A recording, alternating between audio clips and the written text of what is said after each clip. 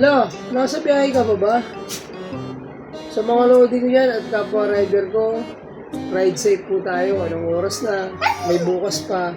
Bukas naman. So lahat ng mga nasa biyahe ngayon at bumabiyahe pa, inuulit ko, ingat po kayo. Ingat sa huli cab and top.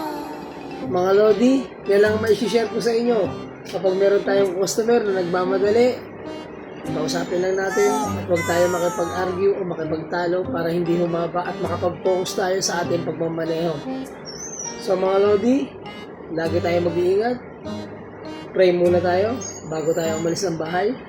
At kapag nasa daan na tayo, bumabiyahe tayo, huwag natin kalilimutan pa rin mag-pray para sa kaligtasan natin. Dahil alam naman natin, may naghihintay sa atin yung ating mga anak at lalo na yung ating asawa. So kung ano tayo lumabas ng bahay, pagbalik natin, ganun pa rin. So yan, hanggang dito na lang yung aking short videos.